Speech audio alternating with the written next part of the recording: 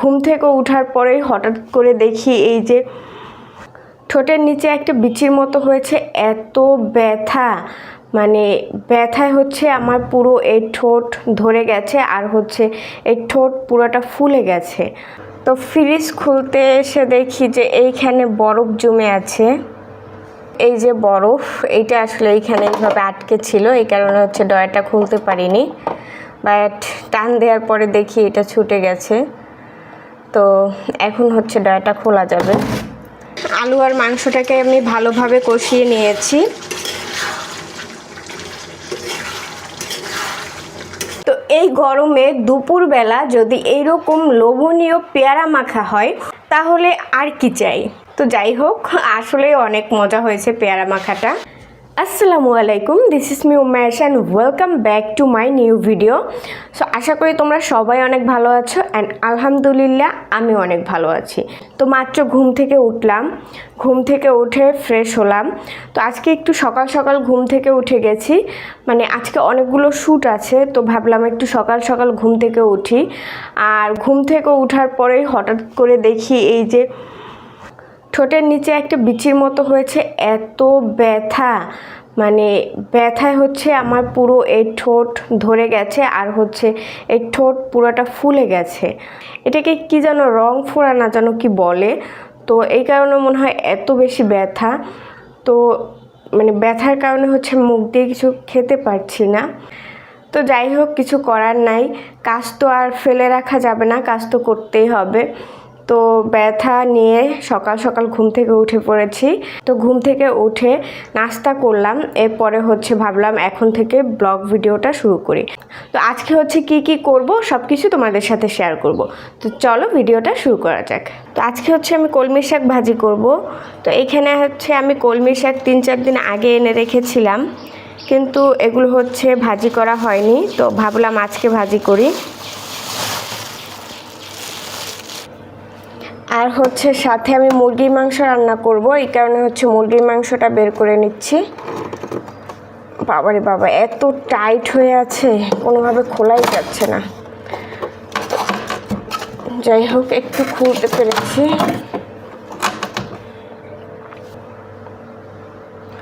তো ফ্রিজ খুলতে এসে দেখি যে এইখানে বরফ জমে আছে, দেখাচ্ছি। তো এইখানে এই যে বরফ জমে আছে, এই কারণে হচ্ছে ফ্রিজের ডয়ারটা খোলা যাচ্ছে না। আর এখন ফ্রিজের ডয়ার না খুলতে পারলে আসলে মাংস বের করতে পারবো না। তো এইটা আসলে গলে পানি হয়ে যাবে, এরপরে হচ্ছে ডয়ার খুলতে হবে। তো কিছু করার নাই, এখন হচ্ছে ফ্রিজটাকে এইভাবে খোলা রেখে দিতে হবে যতক্ষণ না এটা গলে পানি হয়ে যায়। 2-3 দিন আগে হচ্ছে আমি 2টা পেয়ারা এনে রেখেছিলাম, পেয়ারা দুটি খাওয়া হয়নি, একটু একটু কেমন যেন লাল হয়ে যাচ্ছে। তো ভাবলাম আজকে একটা বানাই, দেখি আর একটার কী অবস্থা। সো 2টা পেয়ারা একটু লাল হয়ে গেছে, এখন না খেলে আসলে নষ্ট হয়ে যাবে। সো একটা বানাই, দেখি কেমন লাগে। আরেকটা থাক, আরেকটা আবার পরে খাওয়া যাবে। এই যে বরফ, এইটা আসলে এইখানে এইভাবে আটকে ছিল, এই কারণে হচ্ছে ডয়ারটা খুলতে পারিনি। বাট টান দেওয়ার পরে দেখি এটা ছুটে গেছে। তো এখন হচ্ছে ডয়ারটা খোলা যাবে। এই যে, তো এই হচ্ছে আমার মুরগির মাংস, এটাকে বের করতে হবে। একটা মুরগি হচ্ছে আমি একবারে কেটে একটা পলিথিনের মধ্যেই রেখে দিয়েছিলাম। তো এটাকে এখন দেখি উঠাতে পারি কিনা।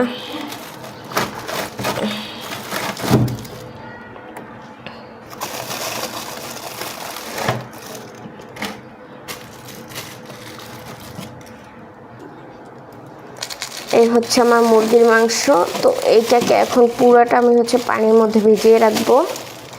দেন এগুলো ছোটার পরে তারপর হচ্ছে আলাদা আলাদা করে, মানে ভাগ ভাগ করে রাখতে হবে। এই তো এখন হচ্ছে আমি পানির মধ্যে ভিজিয়ে রাখবো। তো আমি হচ্ছে প্রায় 2 ঘন্টার মতো ফ্রিজ থেকে মাংস বের করে এরপর ভিজিয়ে রেখেছিলাম।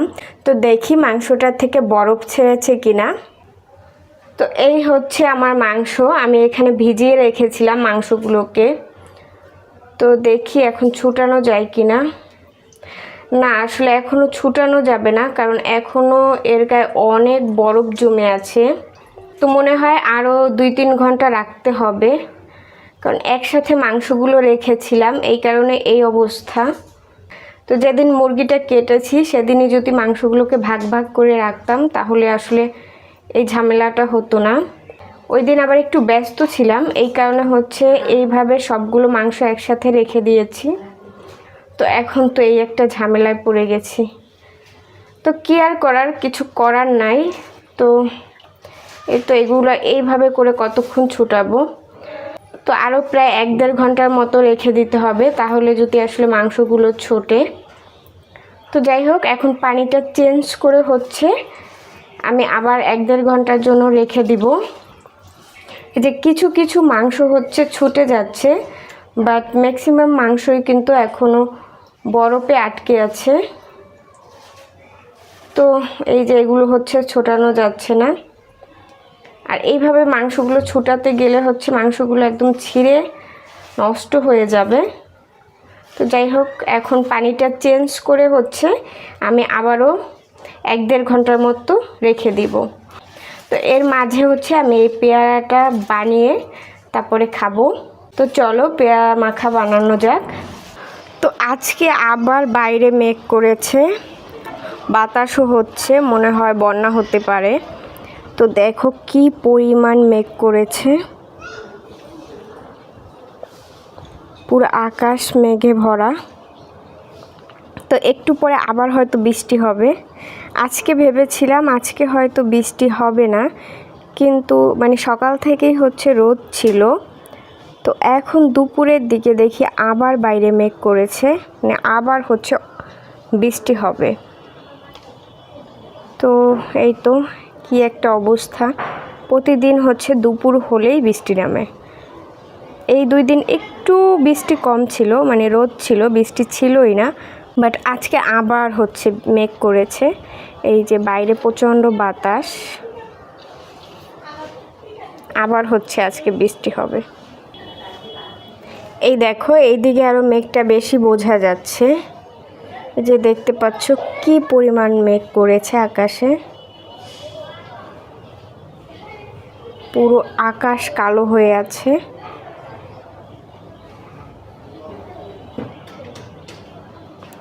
তো আজকে মনে হচ্ছে অনেক বেশি বৃষ্টি হবে, যে পরিমাণ মেঘ আকাশে।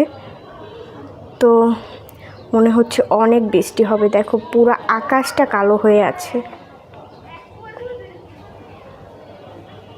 সো এই হচ্ছে আমার পেয়ারা মাখা। তো দেখেই হয়তো অনেকে জিভে জল চলে এসেছে। তো এখন একটু আমি খেয়ে দেখি যে পেয়ারা মাখাটা দেখতে যতটা সুন্দর হয়েছে, খেতে আসলে কেমন লাগে, টেস্ট করে দেখি।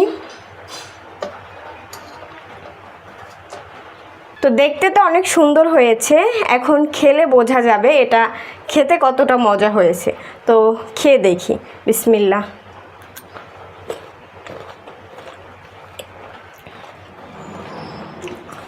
আসলে দেখতে যতটা সুন্দর হয়েছে, খেতেও কিন্তু ততটাই মজা হয়েছে।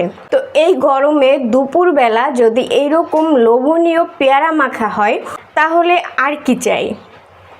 তো যাই হোক, আসলে অনেক মজা হয়েছে পেয়ারা মাখাটা। তো পেয়ারা মাখা খাওয়া হয়ে গেল, এখন হচ্ছে মুরগির মাংস রান্না করার পালা, কারণ অলরেডি অনেক বেশি দেরি হয়ে গেছে। কি করব, কিছু করার ছিল না। আসলে আমি অনেক সকালেই হচ্ছে মুরগিটা ভিজিয়েছিলাম, কিন্তু মুরগিটা এত বেশি বরফ জমে আটকে ছিল যে 2-3 ঘন্টা ভিজিয়ে রাখার পরও হচ্ছে মুরগির মাংসগুলো ছুটতেছিল না। তো এখন মনে হয় মাংসগুলো ছুটেছে, তো চেক করে একবার দেখি। তো অলরেডি অনেক বেশি লেট হয়ে গেছে, এখন যদি রান্না শুরু না করি তাহলে দেখা যাবে রান্না করতে করতে অনেক বেশি দেরি হয়ে যাবে। তো দেখি কি অবস্থা। তো এইখানে হচ্ছে অনেক মাংসগুলোই ছুটে গেছে, আর কিছু কিছু মাংস আছে যেগুলো এখনও জমাট বেঁধে আছে। তো এখন একটা কাজ করব, যেগুলো হচ্ছে ছুটে গেছে সেগুলো হচ্ছে রান্না শুরু করে দিব, আর বাকি যেগুলো থাকবে সেগুলো হচ্ছে ছোটার পরে এগুলো হচ্ছে আলাদা আলাদা করে আমি ফ্রিজে রেখে দিব। তো এখন যেগুলো ছুটে গেছে সেগুলো রান্না চড়িয়ে দিব। তো এই তো অনেক মাংসই ছুটে গেছে, এখন হচ্ছে এগুলো রান্না করব। আর হচ্ছে বাকিগুলো পানির মধ্যে ভেজানো থাকবে, যখন বাকি সবগুলো ছুটে যাবে তখন হচ্ছে আলাদা আলাদা করে ফ্রিজে রাখতে হবে। সো এই হচ্ছে আমার মাংসটাকে আমি ধুয়ে পরিষ্কার করে নিয়েছি। এই মাংসটা হচ্ছে এই আলু দিয়ে রান্না করব। তো চলো রান্নাটা শুরু করে দেই। তো এদিকে হচ্ছে আমার আলু দিয়ে মাংস কষিয়ে নেওয়া শেষ। আলু আর মাংসটাকে আমি ভালোভাবে কষিয়ে নিয়েছি।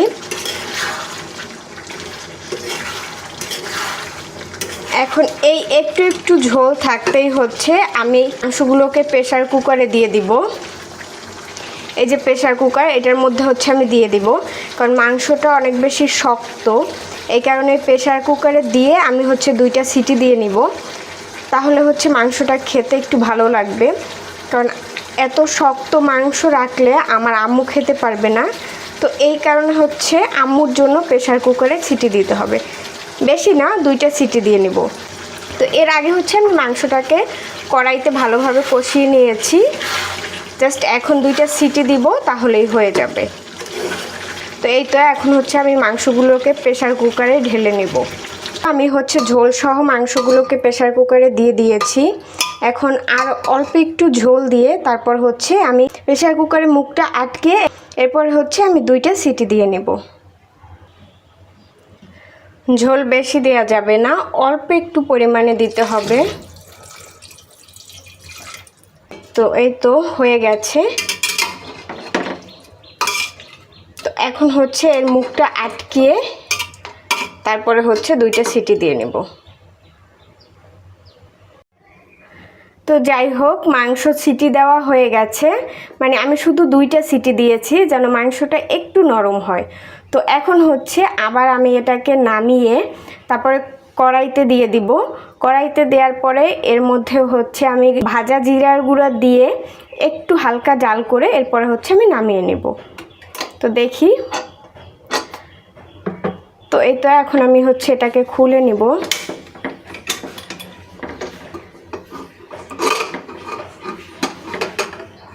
তো এই তো মাংসটা কিন্তু হয়ে গেছে পুরোপুরি। তো এখন জাস্ট কড়াইতে নামিয়ে একটু ভাজা জিরার গুঁড়া দিয়ে দিলেই হয়ে যাবে। সো এই তো দেখতে পাচ্ছ আমি মাংসগুলো হচ্ছে কড়াইয়ের মধ্যে ঢেলে নিয়েছি। মাশাআল্লাহ অনেক সুন্দর একটা কালার এসেছে। এখন হচ্ছে এর মধ্যে আমি অল্প একটু পরিমাণে জিরার গুঁড়া দিয়ে দিচ্ছি। এখন জাস্ট জিরার গুঁড়োগুলো সব মাংসের সাথে একটু মিলিয়ে দিচ্ছি। তো দেখো আমার আলুগুলো হচ্ছে কত ভালো সিদ্ধ হয়েছে, মানে আলুগুলো যদি একটু ভালো সিদ্ধ হয় তাহলে কিন্তু মাংসটা খেতে অনেক বেশি মজা লাগে।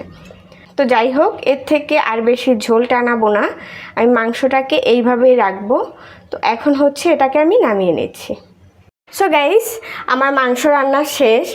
সো আজকের ব্লগটা এই পর্যন্তই। আর আজকের ব্লগটা তোমাদের কাছে কেমন লেগেছে অবশ্যই আমাকে কমেন্টে লিখে জানাবে। তো আজকে বিদায় নিচ্ছি, দেখা হবে নতুন কোনো ব্লগে। ততক্ষণ সবাই ভালো থাকো, সুস্থ থাকো, আল্লাহ হাফেজ।